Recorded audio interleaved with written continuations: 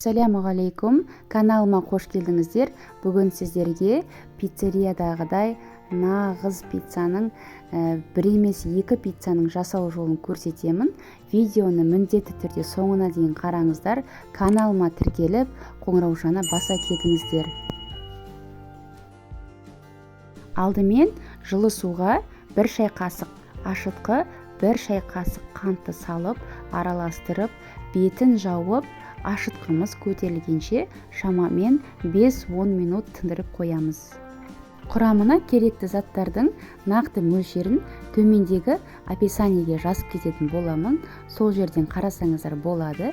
Енді ұнның үстіне көтерілген ашытқымызды құямыз және де зәйтүн майы, 1 шай қасық тұзды салып, қасықпен араластырып, содан соң қолымызбен жұмсақ етіп қамыр илейтін боламыз. Қамырдың үстіне қосымша су немесе ұн салып қажеті жоқ, тек жақсылап июін қандырып илесек болғаны, қамырымыз өте жұмсақ әрі нәзік болып шығады. Сонымен қатар осы қазақша контентті каналдың ары қарай дамуына өз үлестеріңізді қоса отырсаңыздар деймін. Ол үшін осы менің каналыма тіркеліп, жанындағы қоңырауша батырмасын баса кетсеңіздер, және де осы видеоны жақындарыңызға әлеуметтік желісі арқылы, яғни WhatsApp арқылы бөлісіп отырсаңыздар болғаны, сіздерге алдын ала алғысымды айтамын. Мінекей біздің қамырымыз жұп-жұмсақ болып, әдемі болып иленді. Енді осы қамырды целлофанға салып, жарты сағатқа қойып қоямыз.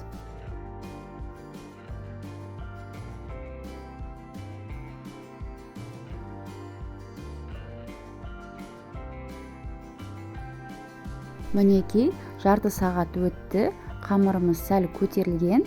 Енді осы қамырды пышақтың көмегімен екіге бөлеміз. Мен көз мөлшерімен бөлдім. Сіздер егер үйде ас үйде қолданатын весы болса, сонымен тепе-тең етіп бөліп алсаңыздар болады. Содан соң қолымызбен осылайша домалақтап, әдемілеп, екі қамырды да ыдысқа салып қоямыз.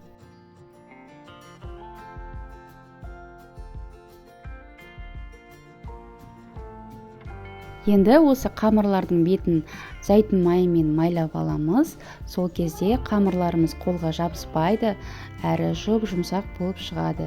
Бетін целлофанмен жауып, 35-40 минутқа қамырымыз көтерілгенше тындырып қоямыз.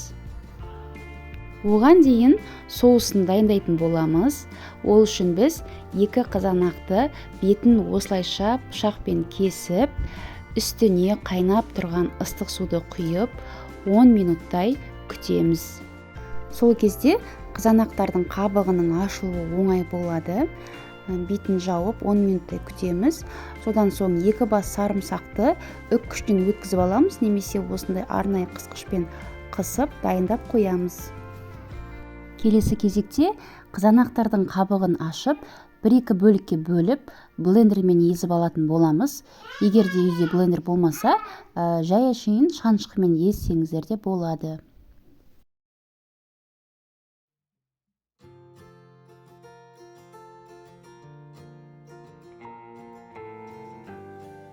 Сонымен қатар бізге соусқа міндетті түрде орегано және де паприка керек болады. Бұларды кез келген дүкеннен таба аласыздар. Табамызды қыздырып, үстіне 3-4 ас қасық сұйық майды құямыз. Оттың астын баяу қойыңыздар. Содан соң сарымсағымызды салып, 30 секундтай осылайша қуырамыз. Оның үстіне 1 шай қасық орегано дәмдеу үшін саламыз. Оны да 20 секундтай ғана ұстасаңыздар болады. Қатты қуырып жібермеңіздер. Оның үстіне жаңағы тартылған қызанағымызды құйып, шамамен 1 минуттай осылайша ұстаймыз отта.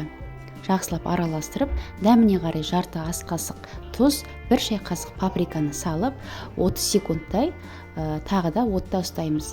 Содан соң газдың астын өшіреміз. Мінекей біздің пиццамыздың оригинал соусы осымен дайын. Пиццаға ірімшіктен мен банфеста моцарелласын қолдандым, бірақ бұның бағасы қымбаттау тұрады.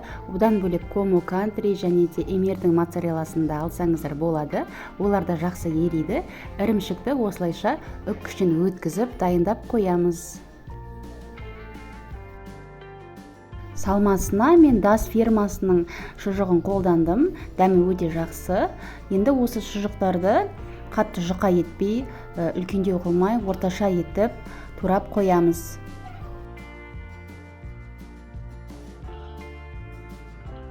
Мінекей біздің қамырларымыз өте жақсы көтерілді. Менде шамамен 35 минуттай тұрды. Енді үстелдің үстіне азғантай ұн сеуіп, пиццаның қамырын жайып бастаймыз. Мен алдымен қолыммен дөңгелетіп жайып алдым, содан соң оқтаудың көмегімен жұп-жұқа етіп жайып шықтым. Міндетті түрде жұқа етіп жайыңыздар, қамыры қалың болып кетпесін.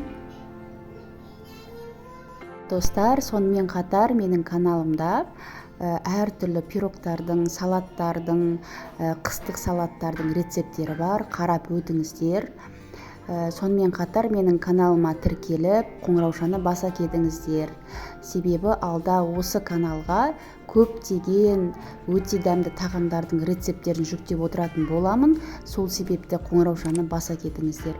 Сол кезде менің каналымдағы видеоларды алғашқылардың бірі болып көре аласыздар.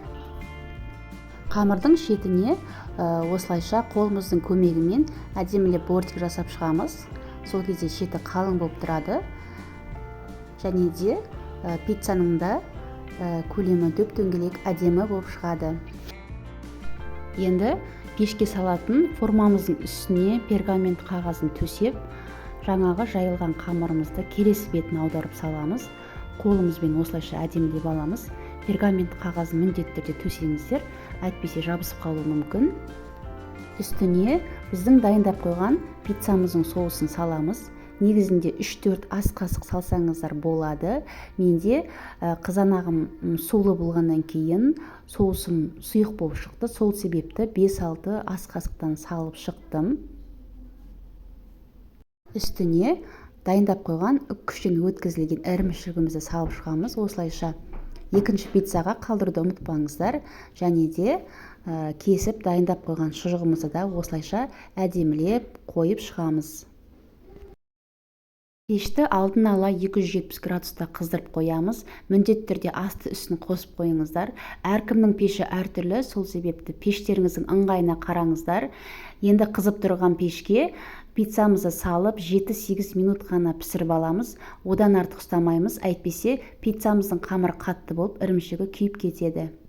Оған дейін біз екінші пиццамыздың қамырын дайындап, салмасын үстіне салып дайындап қоя береміз. Қызанақтарды осылайша дөңгелектеп турап, қамырларын жайып, астына пергамент қағазын төсеуді ұмытпаңыздар.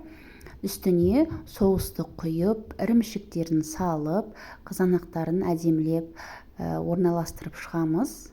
Оған дейін біздің бірінші пиццамызды дайын болып қалады. Бұл пицца 7-8 минутта пісіп шығады. Қамыры піспей қалады деп уайымдамаңыздар, олай болмайды. Себебі біздің қамыр өте жұқа жайылған, толықтай пісіп шығады.